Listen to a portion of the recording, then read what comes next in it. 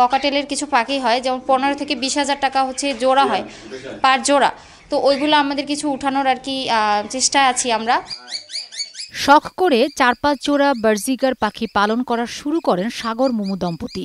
মাত্র কয়েক জোড়া পাখি দিয়ে শুরু করলেও ধীরে ধীরে বাড়তে থাকে পাখির সংখ্যা। এখন তারা বাণিজ্যিকভাবে পাখি পালন করছেন।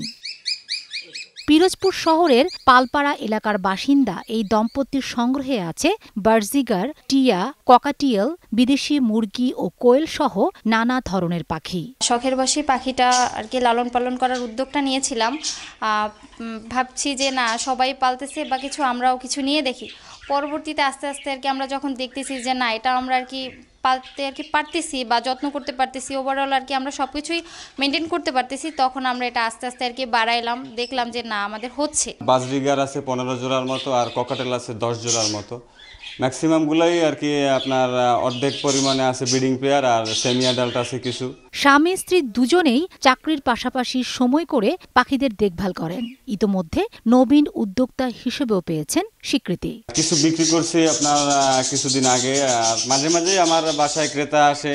তারপরে হলো কি আমার ফেসবুক পেজ আছে, ইউটিউব চ্যানেল আছে, এগুলোর মাধ্যমেই আমি আর কি পাখি ক্রয় বিক্রয় করি। শখের বশে পাখি পালন শুরু করলেও এখন প্রতি মাসে পাখি দিয়েই 20 থেকে 25,000 টাকা আয় হয় বলে জানালেন এই দম্পতি। জবের পাশাপাশি এটাকে ভাবলাম যে বাড়তি একটা আয়ের সুযোগ আমরা এটা দিয়ে পাই কিনা। তো ওইটার সুযোগ নেই আর কি, আর দুজনের একটা সেট আপ করে ভাবলাম যে না ঠিক আছে, তুমিও কিছু টাইম দাও, আমিও কিছু টাইম দিই, দেখি কিছু হয় কি না।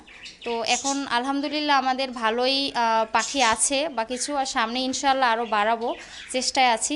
দেশি বিদেশি বিভিন্ন ধরনের সিড খাওয়ানোর পাশাপাশি তারা নিজেরাই পাখির খাবারের জন্য ছাদে ঘাস উৎপাদন করেন। পাখির কিচিমিচি শব্দটা আসলে শুনতে আসলেই আমার খুব ভালো লাগে।